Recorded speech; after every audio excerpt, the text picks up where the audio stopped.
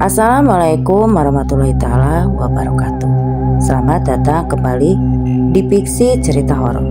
Untuk kisah kali ini ada sebuah kisah yang diambil dari Kaskus, dari tulisannya akun yang bernama Al Kreatif.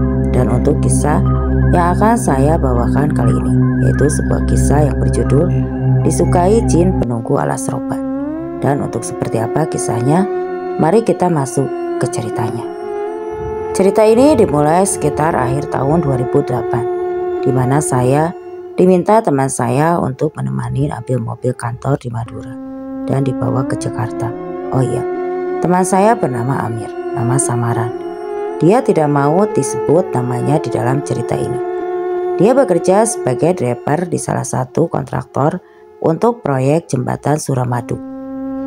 "Ntar malam ikut gue ya?" tanya Amir. "Kemana, Mir?" Saya balik tanya. "Ke Madura, ambil mobil kantor. Gue disuruh balik ke Jakarta," jawab Amir. "Berapa hari ya kira-kira?" tanya saya. "Paling 3-4 hari, jalan santai saja. Kita syukur-syukur bisa lebih cepat," jawab Amir. "Oke deh, tapi ongkosnya lu yang nanggung kan?" "Iya siap," kata Amir. Akhirnya saya menyanggupi. Habis maghrib, kita jalan ke stasiun kota naik kereta sampai ke Surabaya. Awalnya dalam perjalanan di kereta, saya tidak ada firasat apa-apa soal keberangkatan ini. Pas sampai malam, saya tidak bisa tidur dan agak gelisah. Tidak tahu sebabnya, dan biasanya pun kalau seperti ini, pasti ada sesuatu yang bakal terjadi. Tapi karena tujuan saya nemenin Amir, saya tidak mau bikin kacau dan ganggu konsentrasi dia di perjalanan. Jadi saya pendam sendiri saja. Sesampainya di Surabaya, hari sudah pagi dan kita sarapan di dekat stasiun. Ada banyak sekali kuliner khas di sana yang saya nggak sempat cicipi karena memang tidak mau ganggu waktu Amir yang sudah ngajak saya. Jadi saya cuma makan lontong, balap, selesai sarapan dan menghabiskan 1 batang rokok. Perjalanan kami berlanjut ke pelabuhan. Menggunakan sarana beca, sekalian menikmati kota yang belum pernah saya datangi. Setelah sampai di pelabuhan, teman saya langsung pesan 2 tiket menuju Madura. Ketika kapal yang kami naiki sampai di Madura, Amir melambai pada seseorang. Dugaan saya itu adalah salah satu teman kerjanya. Benar saja, ternyata dia sudah menunggu untuk menjemput kami ke lokasi. Mobil berada di lokasi tersebut agak berdekatan dengan pantai, dan saya bisa lihat proses pembangunan jembatan Suramadu sedang dikerjakan di lokasi yang mirip bedeng dengan bangunan triplek itu. Saya disuguhkan kopi dan cemilan-cemilan untuk sedikit bersantai. Akhirnya setelah agak segar, Amir mengajak saya untuk pulang. Mobil melaju dengan agak santai. Setelah menyeberang laut, akhirnya sampai ke Surabaya. Di Surabaya kami membeli perbekalan seperti rokok, minuman dan makanan-makanan ringan. Di sekitar pukul 6 sore kami memasuki kawasan Alas Roban. Karena saya tidak paham jalan, Amir memberikan arahan ke saya. "Cak, nanti kalau lihat sesuatu atau ada sesuatu yang tiba-tiba nyebrang, jangan bikin panik ya." Saya agak kurang paham maksudnya. "Maksudnya kita mau masuk Alas Roban," katanya sih. Tempat ini agak beda dari katanya dia. Saya sudah paham maksudnya. Apa karena dia fokus bawa mobil, jadi mungkin dia mau konsentrasi dan tidak mau dibuat panik oleh saya. "Oke Mir," jawab saya setelah melalui Alas Roban agak lama. Sampai pada tikungan di mana saya tidak bisa melupakannya sampai sekarang. Ada satu tikungan ke kiri di mana pas wajah saya lihat pemandangan. Ke kiri tiba-tiba saya lihat makhluk yang tingginya sekitar 3 meter lebih, berwarna hijau sambil mengangkat tangannya, seolah-olah mau menangkap cahaya. Saya panik karena baru seumur-umur lihat gituan dengan begitu jelas dan dekat. Tadinya saya mau teriak, tapi pas lihat wajah Amir fokus bawa mobil dan ingat kata-kata dia, akhirnya saya mengurungkan niat saya. "Kenapa muka lu, Jak?" tanya Amir. "Oh, nggak apa-apa kok bro, slow aja." Saya coba nutupin, walaupun saya berpikir Amir sudah tahu dari lihat ekspresi muka saya. Pikiran aja yang banyak, ntar ada tempat ramai, kita istirahat sebentar, kata Amir menenangkan. Oke Mir, sahut saya. Sepanjang di tempat ramai, Amir parkir mobil di salah satu minimarket.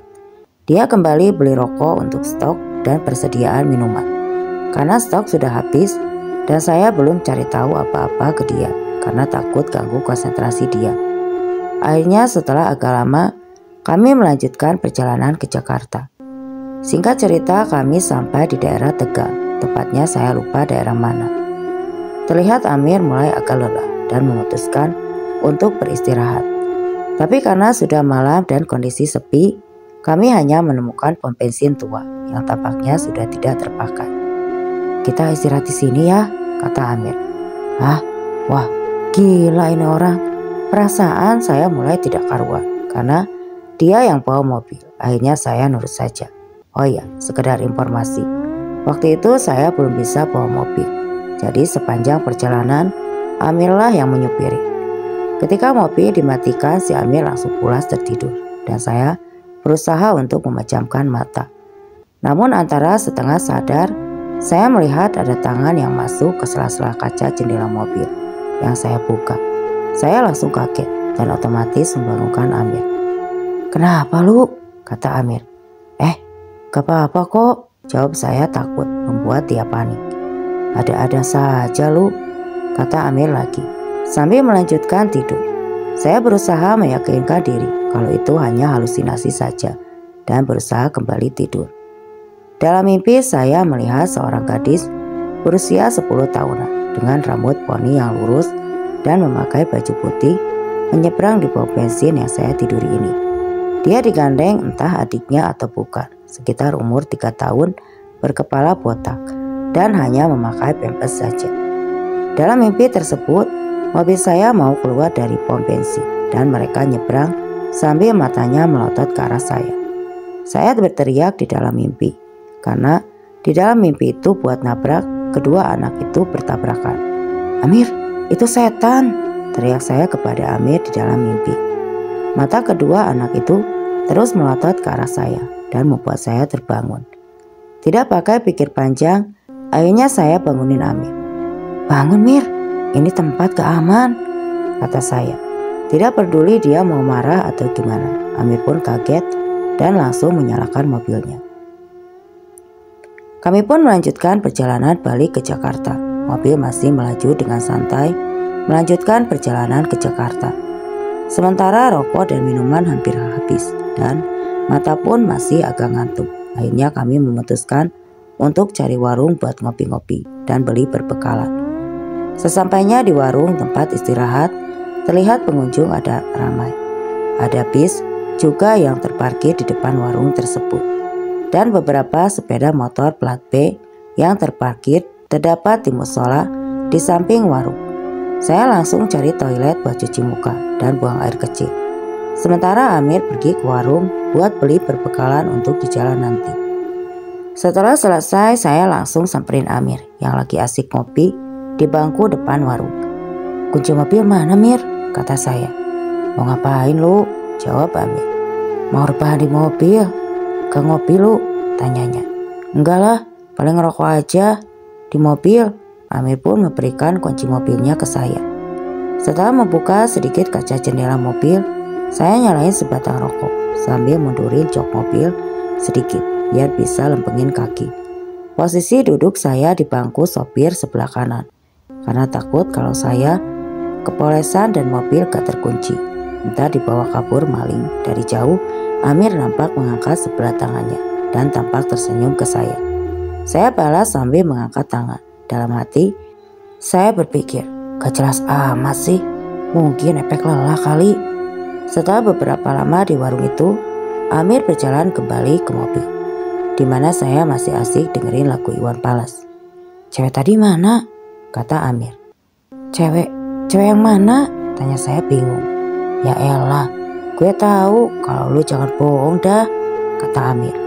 Lah, dari tadi gue sendiri gentong, sahut saya. Saya Amir memang punya badan yang agak besar, jadi agak sering saya panggil yang enggak kalau lagi bercanda. Demi apa lu? tanya Amir meyakinkan. Demi Allah.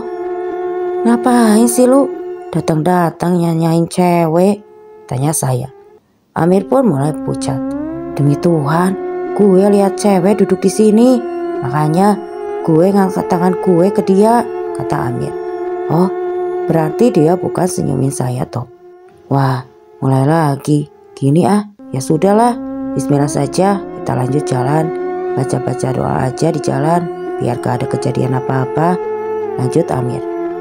Akhirnya saya masih sedikit tidak percaya dengan yang diceritain Amir. Tapi mengingat dia orang yang dituakan di tongkrongan, dan setahu saya ini Amir orangnya polos, jadi gak mungkin juga dia bohong. Tapi ya sudahlah. Kami pun kembali melanjutkan perjalanan. Saya terus melafalkan doa-doa agar tidak terjadi apa-apa di perjalanan. Akhirnya kami sampai di gang depan rumah. Rumah Amir cuma berjarak 30 meteran dari rumah saya. Dan mobil pun diparkir di lapangan seberang. Kami langsung mampir di warung kopi langganan kami dan memesan es untuk menyegarkan tenggorokan. Belum ada yang berani cerita soal pengalaman di perjalanan tadi. Besok aja lah kita ngobrolnya, gue capek banget nih. Iya, gue juga udah lelah nih, sahut saya. Amir pun memberikan uang ke saya sekitar 600 ribu. Nih, sisa duit jalan dari kantor, kata Amir. Woi, lumayan buat yang hidup, jawabku sambil nyengir waktu itu. Saya lagi sibuk nganggur, soalnya kami pun pulang ke rumah masing-masing. Sesampainya di rumah, uang tersebut saya kasih ke ibu dan langsung menuju tempat tidur buat istirahat. Kamu gak makan dulu? Tanya ibu. Saya gak mah, udah tadi di jalan. Aku lelah banget mau istirahat, sahut saya. Oh, ya udah, nanti kalau lapar, mama udah masak, kamu ambil aja ya. Mama mau ke rumah Cici dulu, kata ibuku.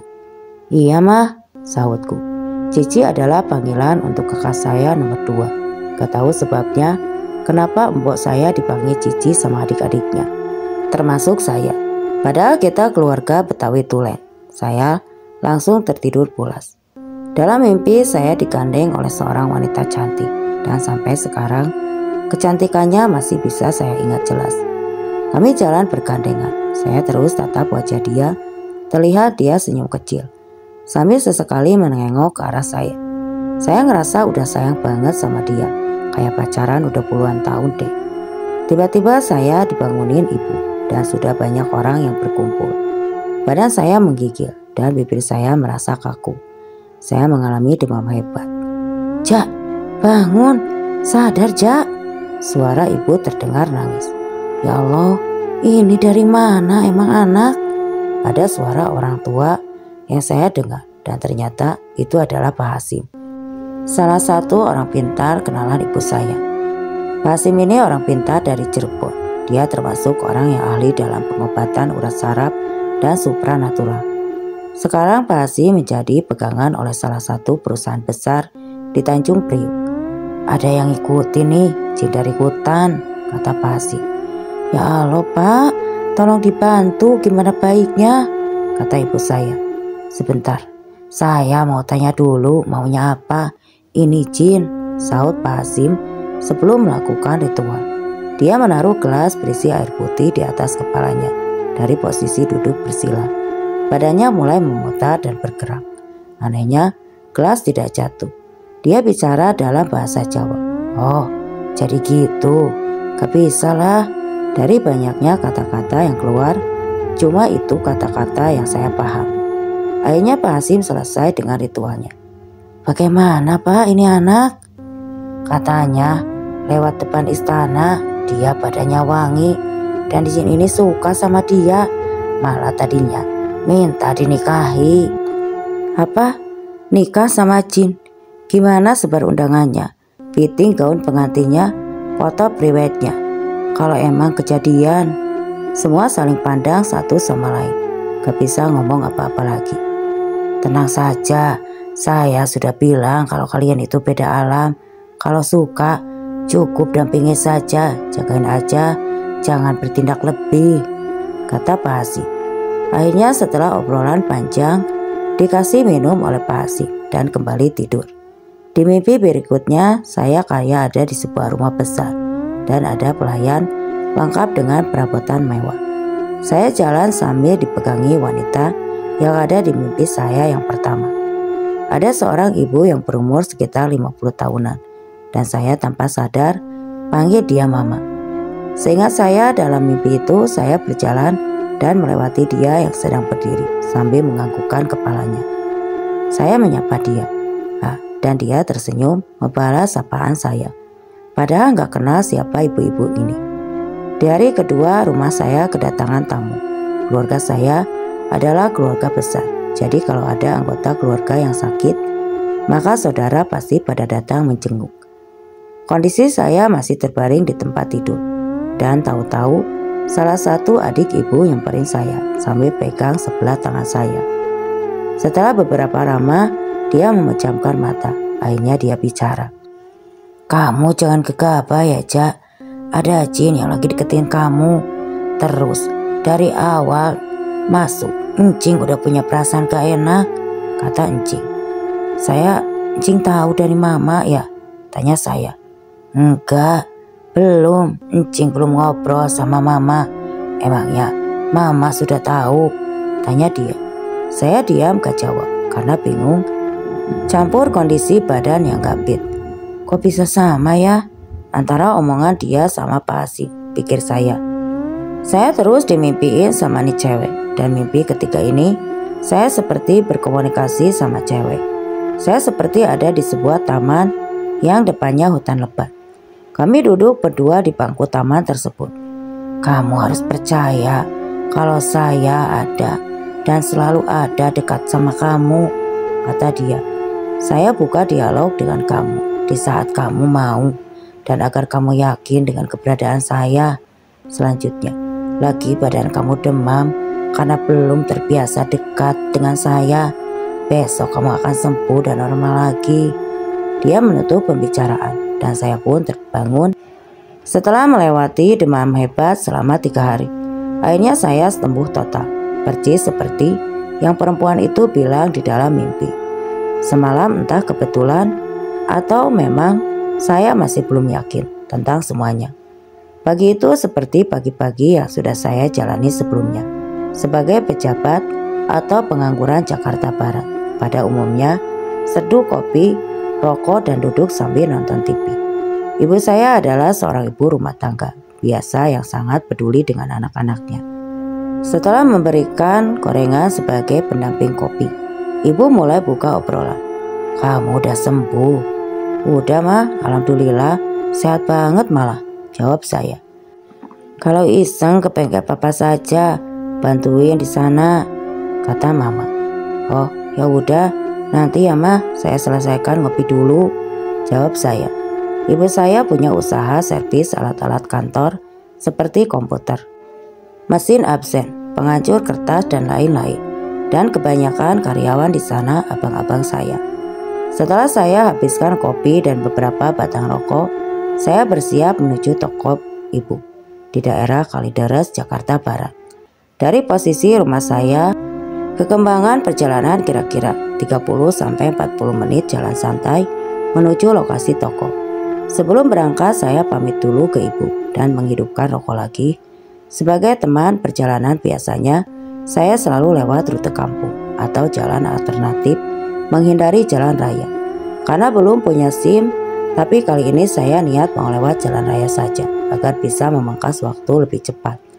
Setelah sampai di jalan raya, tiba-tiba saya dengar suara, "Jangan lewat situ, ada razia, banyak polisi." Saya jelas sambil mikir, siapa yang ngomong barusan? Memang di daerah jembatan gantung sering ada razia, tapi masa iya pagi-pagi gini, pikir saya waktu itu.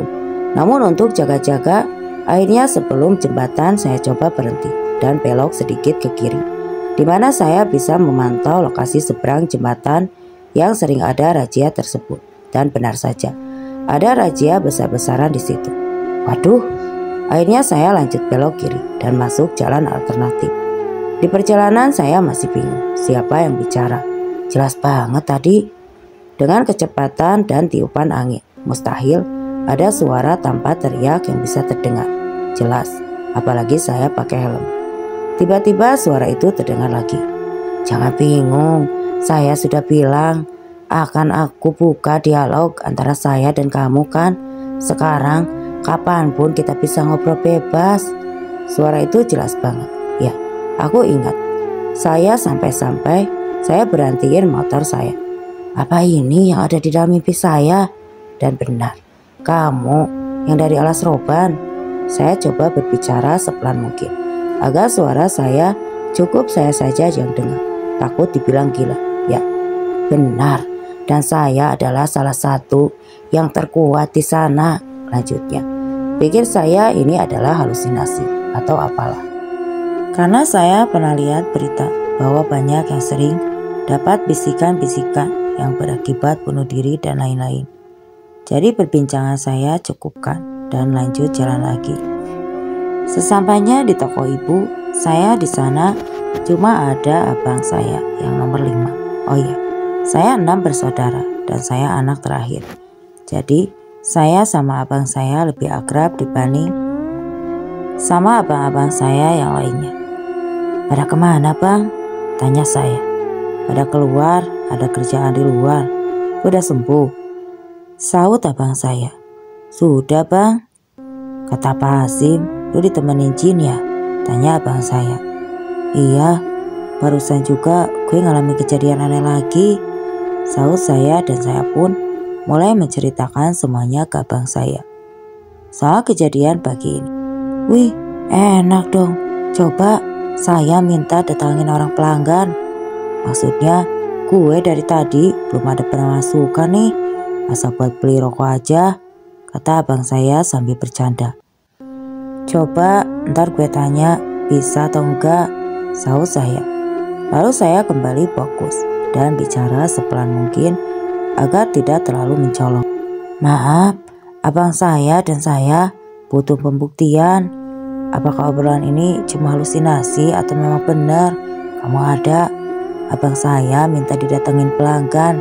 Katanya asal buat beli rokok aja. Kata saya sedikit ragu. Tunggu sebentar, saya akan datangkan pelanggan untuk kakak kamu, jawab dia. Lalu saya sampaikan ke abang saya jawaban si dia. Lalu abang saya tertawa sambil bilang, ya udah kita lihat aja. Dan selang beberapa menit, sekitar 10 sampai 15 menit, tiba-tiba ada motor yang parkir dan tampak buru-buru sekali. Pak, maaf, saya ada mesin absen, ini rusak, tapi nggak tahu kenapa. Bisa buat tanda terima dulu nggak? Soalnya saya buru-buru. Ini saya kasih DP aja dulu ya, 200. Nanti telepon saja rusaknya apa ya, dan bayarnya berapa bang? Lalu abang saya langsung buat tanda terima. Dan setelah dikasih ke si bapak itu langsung cabut. Wih, hebat bener Jak. Kebetulan gak itu ya? Tanya abang saya. Gak tahu bang, saut saya. Gimana? Kamu sudah percaya kan kalau ini nyata? Suara itu terdengar lagi di telinga saya. Tapi saya gak jawab karena bisa saja itu kebetulan. Abang saya sambil cek mesin absen yang tadi ngomong, kalau emang bener lu harus hati-hati, jangan sampai lu disesatkan sama gituan, takut ada timbal baliknya. Gak mungkin makhluk begitu mau kasih sesuatu cuma-cuma tanpa imbalan, kata abang saya. Iya bang, jawab saya. Saya nyalain rokok lagi dan bantuin abang saya bongkar mesin. Jam menunjukkan pukul 5 sore, di mana waktunya beres-beres buat tutup toko. Setelah kejadian tadi pagi, belum ada lagi suara-suara yang terdengar di telinga saya. Setelah beres-beres selesai, saya siap-siap menghidupkan motor dan pakai jaket untuk lanjut pulang ke rumah. Sesampainya di depan gang, saya melihat anak-anak pada nongkrong di warung kopi. Ada Amir juga di situ. Akhirnya saya semperin mampir dulu sambil pesan es jeruk buat teman ngobrol. Kayaknya berita saya demam udah kesebar seantero RT saya, dan anak-anak mulai dengan ceng-cengnya yang agak garing. Wih, calon pengantin, asu, suek banget ya. Amir pun membuka obrolan. Cewek yang gue lihat itu jelas banget ya. Rambutnya depannya poni lurus dan antingnya agak besar. Gue pikir itu kenalan baru lu, kan kayak banyak tuh orang-orang istirahat di warung waktu itu, kata Amir. Buat ciri-cirinya kok sama dengan ada yang di mimpi ya? Apaan sih lu? Kagak lah, bayangan kali. Saya coba ngeles dari obrolan soal gaib. Capek juga, habisnya bantu-bantu di toko ibu soalnya. Katanya si Hadi ulang tahun ya? Bukan nama sebenarnya. Main biliar yuk, kata saya mengalihkan pembicaraan. Terus yang bayar gue lagi. Jadi menanggapi, ya lu lah masa mamang warkop, kata saya. 2 jam aja ya, kata Yadi. Oke, entar sisanya biar gue yang bayar. Ajak aja anak-anak, sekalian sewa 2 meja saja, kata saya. Habis Isa, Amir menambah obrolan. Setelah sepakat, saya langsung bayar es jeruk saya dan balik cabut ke rumah saya. Tengok jam sudah menunjukkan pukul 19.30 waktu Indonesia Barat. Dan ternyata hujan turun deras sekali. Batal deh rencana main biliarnya. Kalau memang penting, saya bisa memindahkan hujan buat kamu. Suara itu terdengar lagi. Karena ditawari hal yang membantu saya tanggapi perbincangan kali ini. Hujan itu dari Allah. Emangnya kamu bisa merubah kehendak Tuhan? Tanya saya. Bukan merubah kehendak Tuhan, tapi saya memindahkan hujan dengan cara meniup angin ke arah yang saya mau. Jawab dia. Ya sudah, kalau bisa coba buktiin, kata saya. Sebentar ya, lanjutnya. Ya, dan benar saja. Hujan berhenti. Setelah hujan berhenti, saya langsung ke rumah sepupu saya yang juga teman nongkrong. Namanya Parman. Kepada Parman saya ceritakan semuanya. Dan Parman ingin membuktikan langsung. Coba, nanti gue mau lihat pembuktiannya, kata Parman. Oke, jawab saya. Setelah anak-anak pada kumpul, kami langsung ke TKP. Kebetulan lokasi main biliarnya agak jauh dari tempat saya, sekitar 15 menit naik motor. Sesampainya di dalam, kami langsung buat turnamen kecil, di mana 1 lawan 1, yang kalah ganti dan harus melonggongi meja biliar. Di situ saya dapat ide untuk membuktikan dia kepada Parman. Man, sini deh, kata saya sambil geser posisinya menjauh dari anak-anak. Kenapa sih? Kata Parman. Lu mau bukti kan? Kata saya. Gini, si Abi kan gak bisa main biliar. Gue bisa buat si Abi menang turnamen ini. Lanjut saya. Ya udah, coba kamu lihat, kata Parman sebentar. Lalu saya coba meminta dia untuk membantu Abi untuk menang turnamen dan membuat semua lawan-lawannya kalah. Oke, akan saya buktikan kalau saya nyata dan bisa bantu kamu, kata dia mengiyakan.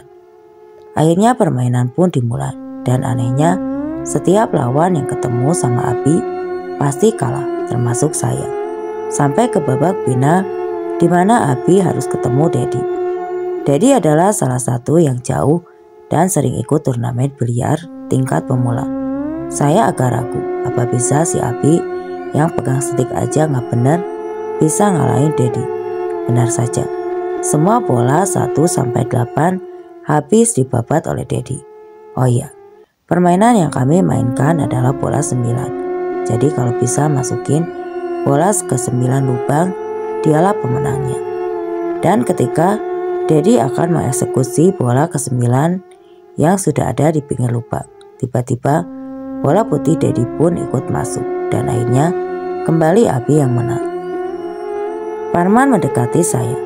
Gila ya, bisa gitu, kata Parman. Gak tahu gue juga, jawab saya. Dan sekali lagi dia telah membuktikan eksistensinya ke saya. Saya telah membuktikannya ke kamu kalau saya ada dan nyata. Apa kamu akan siap menikah dengan saya? Suara itu datang di tengah permainan biliar yang masih berlangsung. Oh my god, Lama-lama bisa gila saya. Gimana kalau benar kata abang saya? Gak mungkin makhluk begitu mau kasih sesuatu cuma-cuma tanpa imbalan. Gimana kalau nantinya saya mau nikah? Apa yang bakal terjadi sama calon istri saya? Dan banyak sekali pertanyaan-pertanyaan yang bikin saya pusing. Hari-hari berjalan normal seperti biasa. Hanya saja setelah saya diikuti oleh makhluk itu, saya lebih banyak terbantu. Baik dari yang saya minta ataupun tidak.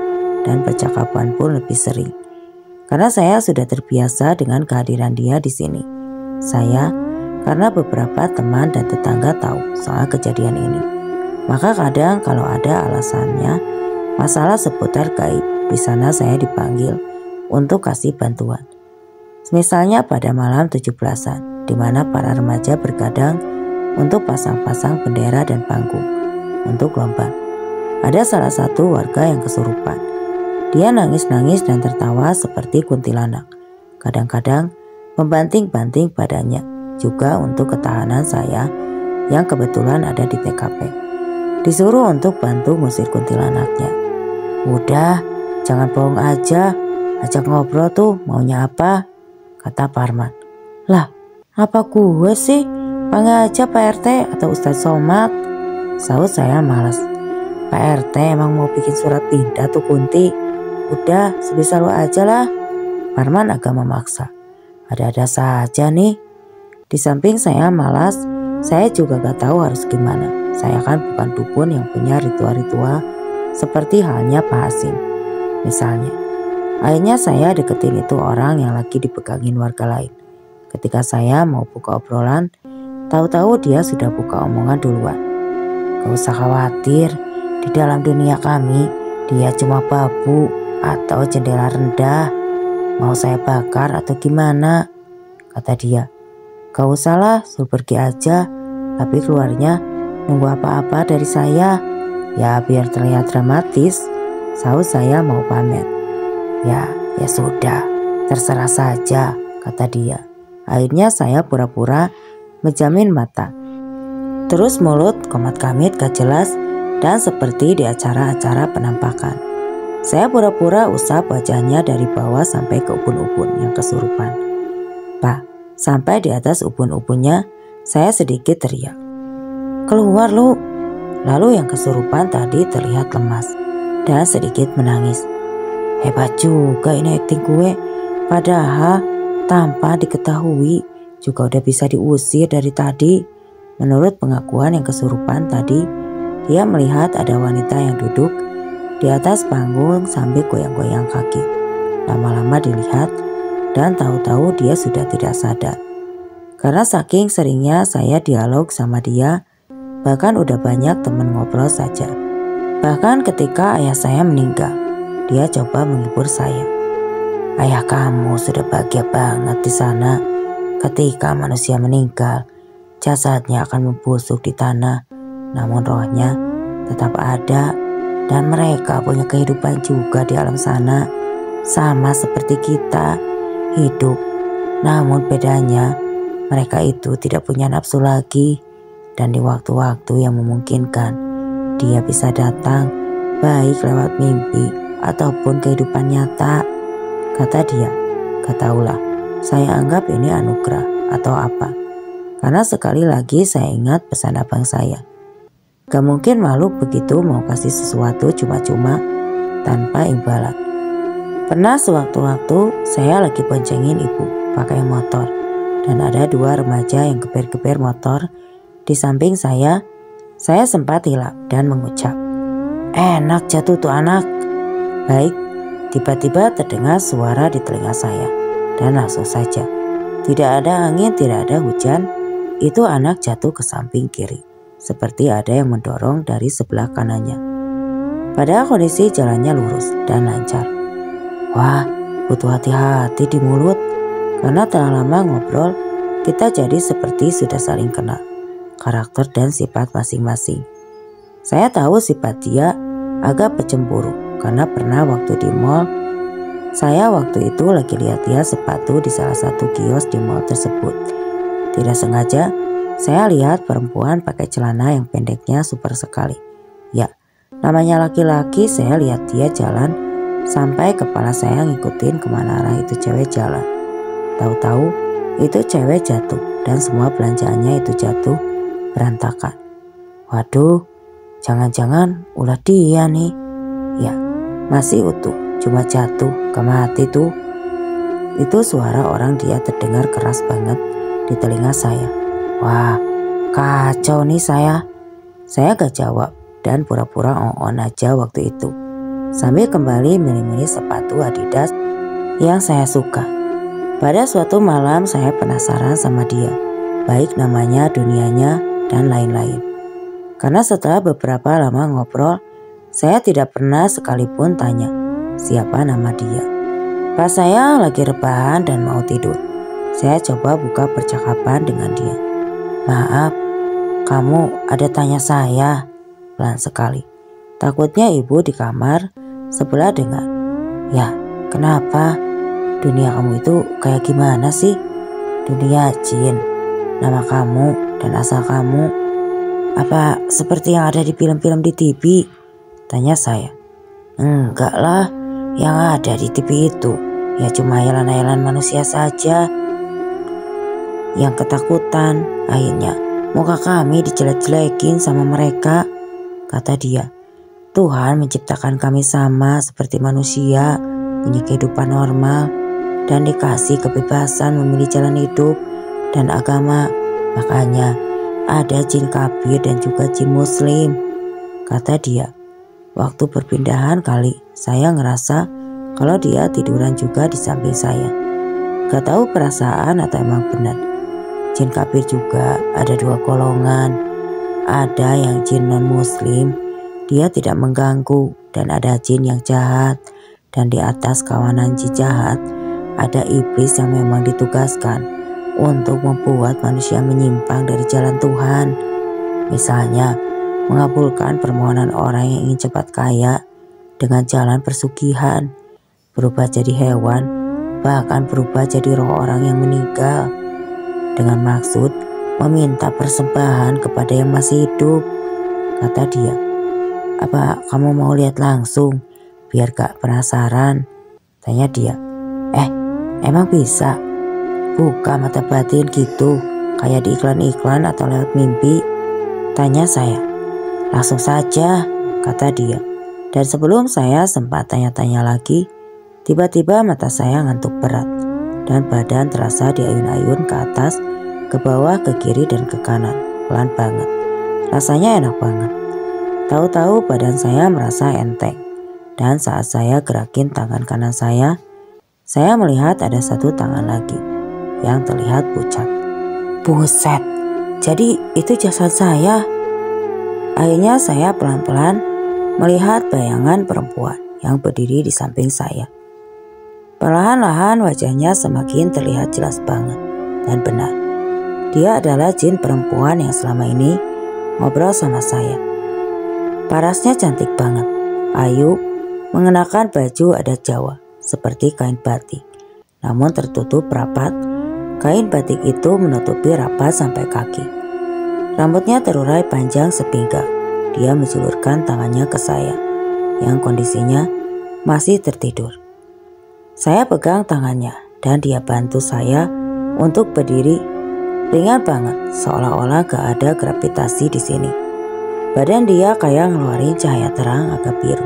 Saya masih terlihat linglung dan sesekali melihat tubuh saya yang asli terbujur kaku dan pucat. Ini adalah dunia ruh. Kamu belum masuk dunia aku. Di dunia inilah ruh-ruh manusia yang meninggal tidak normal berada seperti orang tertabrak, persugihan. Kamu akan lihat sendiri nanti, kata dia. Wah, gila. Gimana kalau sampai ruh saya gak bisa balik? Atau nanti ketemu roh yang serem-serem? Malah nanti buat mental saya deh. Saya diajak keliling sebentar sama dia. Pas sampai depan gang, depan rumah saya melihat ada seseorang yang duduk, tapi badannya berlumuran darah. Dia melihat ke arah saya dengan tatapan tajam. Anjrit, serem banget. Jangan takut, Jak.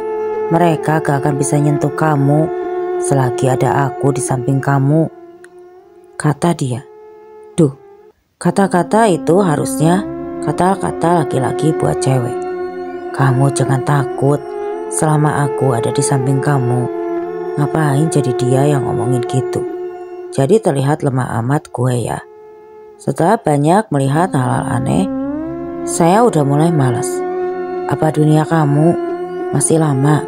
Lewat mana kamu ke dunia kamu? Tanya saya. Lewat mana saya tinggal? Bawa kamu saja ke dunia saya ini. Saya cuma mau nunjukin aja ke kamu kalau dunia seperti ini bukan dunia kami, kata dia. Masuk, bukan dari tadi ajak-ajak. Ngapain lihat-lihat orang mati? Penasaran, gendong-gendong bayi, berlumuran darah, dan lain-lain. Tiba-tiba ruh saya seperti dibuat yang terbang. Gak tahu dan gak bisa lihat apa-apa. Cuma cahaya-cahaya putih biru hijau yang melintas begitu cepat. Dan ketika saya sadar, saya sudah melayang di sebuah tempat di mana banyak anak-anak kecil berlarian. Ada bangunan-bangunan dengan adat Jawa. Dan saya berhenti di depan sebuah istana mewah bertembok batu-batu tinggi dan ada 2 penjaga. Yang saya ingat salah satu dari mereka adalah jin yang mau nangkap saya di alas roban waktu itu. Ternyata dia tidak seseram yang saya bayangin dulu.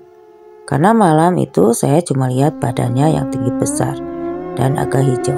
Tapi ternyata ya memang gitu tinggi besar dan hijau. 2 jin penjaga tadi agak membungkuk. Waktu saya dan dia saling menangkap masuk saya. Masih berpikir dia ini adalah ratu atau apa kek. Sampai pada hormat banget sama dia. Pas pintu utama terbuka, tampak seorang ibu-ibu yang mengenakan pakaian Jawa dan kain panjangnya. Yang turun dari kursi dan berjalan ke arah saya. Loh, kok ini kan ibu-ibu yang waktu itu di mimpi saya? Dan tiba-tiba dia membungkuk dan mencium kaki si ibu-ibu. Itu ibunda, kata dia.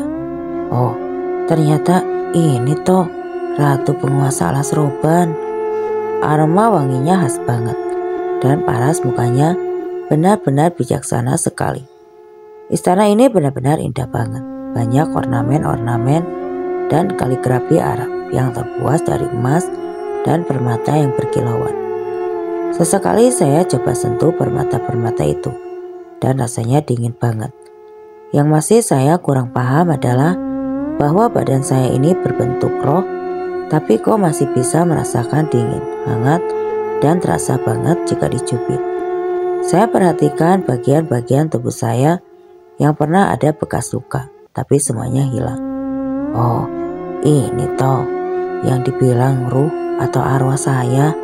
Saya benar-benar bersyukur sama Tuhan dikasih kesempatan melihat dunia makhluk ciptaannya selain bangsa saya manusia.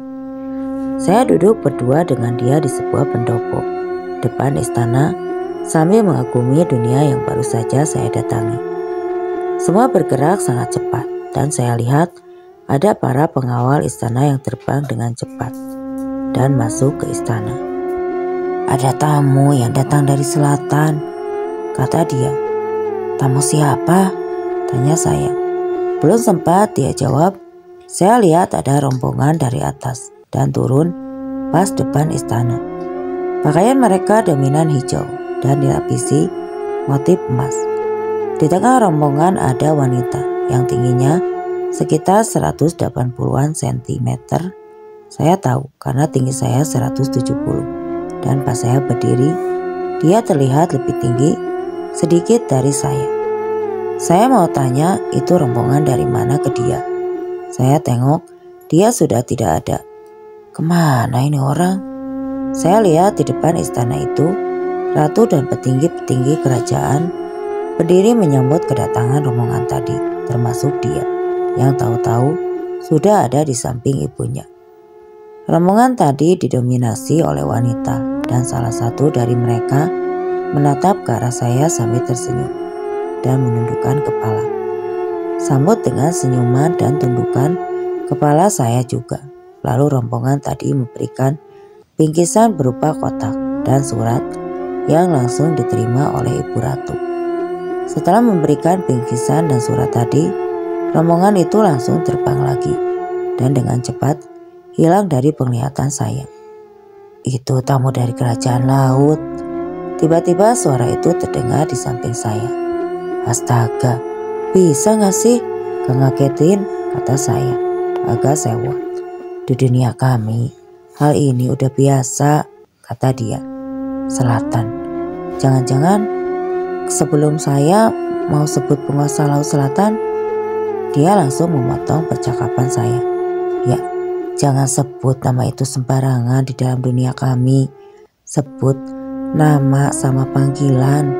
Karena itulah, jika ada bangsa kamu sanggup berkomunikasi dengan kami jarang menyebut nama asli kami ke siapapun, kata dia. Oh, pantas. Dari awal kamu gak pernah nyebutin nama. Sebagaimana layaknya perkenalan di dunia aku ya, tanyaku. Ya, karena aku gak mau bohong sama kamu. Dalam dunia aku termasuk yang berkedudukan tinggi dan harus jaga etika. Aku sebagai petinggi dari dunia yang kamu sebutin. Ah, gak adil dong. Masa kamu tahu nama aku gak tahu nama kamu, jawab saya. Dia menggeleng sambil tersenyum. Aku yakin suatu saat kamu akan cerita sama orang tentang hubungan ini. Karena dari awal kamu sudah begitu kan? Dan aku tidak mau ketika ada jin dari kerajaan lain tahu mereka akan menertawakan kerajaan aku karena tidak bisa jaga etika. Ya juga sih. Dari awal saya udah cerita ke abang saya dan Parman. Kalau dari awal dia sudah menyebutkan namanya, mungkin saya juga udah langsung cerita ke mereka. Ayo jalan-jalan, kata dia menarik tangan saya. Saya pikir kata-kata jalan-jalan benar-benar jalan kaki. Ternyata terbang. Baru saya diajak keliling dunia dia. Ada tempat-tempat ibadah, ada bangunan seperti rumah. Dan sesekali saya melihat dia menyapa sebangsanya dengan ramah. Situasi di sana agak berbeda dengan dunia kita. Yang saya ingat, langitnya terasa agak berwarna jingga. Masih banyak daratan luas dan ada air sungai mengalir mengelilingi istana. Udaranya sejuk banget dan tanahnya terasa gak terlalu keras. Kita balik ke istana ya untuk berpamitan. Ya, sama ibu, kata dia. Di tengah perjalanan saya mengangguk, tanda setuju. Tidak ada hitungan menit, tiba-tiba saya sudah berada di depan gerbang istana dan kembali kedua pengawal tadi masih tegak berdiri di samping gerbang. Mereka membungkuk dan kami pun masuk untuk bertemu sang ratu. Kali ini saya ikut membungkuk ketika dia membungkukkan badannya ke hadapan ratu. Tapi si ibu dengan cepat menahan gerakan saya dan membangunkan kembali badan saya. Nah, kita beda alam, tidak boleh kamu manusia membungkuk kepada bangsa kami. Dan kami pun begitu. Kita diciptakan untuk saling berdampingan, kata ibu itu. Astaga, bijaksana sekali beliau. Dan kamu, sambil menengok ke arah anak perempuannya, tidak sepantasnya kamu memiliki keinginan berlebih dengan bangsa manusia. Kamu harus bersikap besar. Kamu adalah anak ibu, harus jaga etika. Dari mata sang ratu terlihat jelas ada kekecewaan di situ. Kamu harus ingat kata-kata ibu ya nak, lanjutnya lagi sambil mencium kening putrinya. Baik bu, kami pamit, kata dia dan kembali ke badan saya. Badan saya terasa seperti debu yang ditiup angin, ringan banget. Dan tiba-tiba harus saya sudah kembali ke raga saya. Saat saya membuka mata, saya dengar ada orang yang lagi baca Yasin. Dan orang-orang sudah memenuhi ruang tamu saya. Badan saya ditutupi kain coklat dan kedua tangan saya sudah berada di atas dada, bertumpukan seperti orang mati. Semua orang kaget Pas saya sedikit membangunkan badan saya. Ada yang lari, ada yang bengong, tapi ibu langsung meluk saya. Setelah kejadian itu, udah hampir seminggu saya tidak kedengar lagi suara-suara dia. Sampai suatu kejadian di mana saya tabrakan dan stang motor saya pas mengenai pinggang. Saya pikir saya kok gak dikasih peringatan sih kalau bakal ada kejadian kayak gini. 2 hari setelah kejadian saya ditabrak, akhirnya dia membuka percakapan kembali. Kamu itu ceroboh, naik motor kencang-kencang tidak hati-hati. Kamu harus bisa jaga diri ya. Terdengar suara seperti nangis. Kamu kenapa sih? Lama banget kan nongol. Datang-datang marah-marah. Tanya saya. Aku udah mikirin perkataan ibu soal hubungan kita yang beda alam. Kata dia. Jelek kok. Tiba-tiba saya jadi seperti patah hati.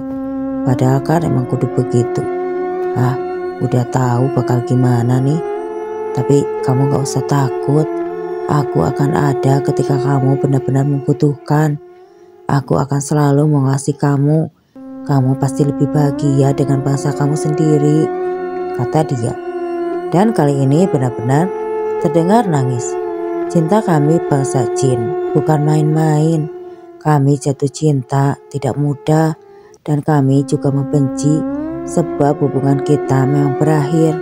Tapi masa depan kita tidak pernah tahu, kata dia tiba-tiba. Dada saya terasa sesak, seperti ada yang peluk dingin dan sangat terasa. Aku gak tahu harus ngomong apa. Tapi jika kamu sudah membuat keputusan, semoga itu yang terbaik, jawab saya. Dan tidak terasa air mata saya menetes. Lalu aroma harum tiba-tiba memenuhi isi ruangan kamar saya. Dan tidak terdengar lagi suara dia. Beberapa minggu berlalu dan saya merasa sepi banget. Kayak benar-benar diputusin cewek beneran. Sampai saat ini, memang kadang kalau sedang ada masalah yang saya rasa sudah mentok, pasti ada kejadian yang membuat masalah itu tiba-tiba selesai. Kadang di luar logika banget. Pas saya merit, misalnya, kayak ada bisikan samar-samar yang bilang, kamu udah benar milik perempuan, anak-anak kamu bakal jadi orang-orang hebat nantinya. Dan pas mau acara akad nikah berlangsung, langit gelap banget dan hujan mulai turun rintik-rintik. Saat saya ngerasa acara bakal sedikit kacau karena takut rombongan besan dari keluarga saya kejauhan. Tiba-tiba hujan berhenti dan langit kembali terang. Feeling saya sih dia masih ada dekat saya. Bahkan sampai saat ini mungkin. Itu pengalaman saya yang bisa saya ceritakan. Semoga teman-teman bisa sedikit terbuka wawasannya soal dunia jin. Terlepas kamu percaya atau tidak, pengalaman ini real saya alami. Dan saya berusaha mengingat-ingat semua kejadian yang udah lama terjadi. Karena takut salah pembahasan dan ceritanya. Di dunia dia takutnya berimbas ke saya juga. Terima kasih yang sudah sempat dengerin cerita saya. Semoga kita selalu dalam perlindungan Tuhan Yang Maha Esa. Amin. Dan cerita pun selesai. Oke teman-teman, sekian untuk cerita kali ini. Semoga apa yang sudah saya sampaikan dalam kisah ini dapat dijadikan pelajaran untuk kita semua. Dan bagi teman-teman yang baru bergabung, terima kasih dan wassalam.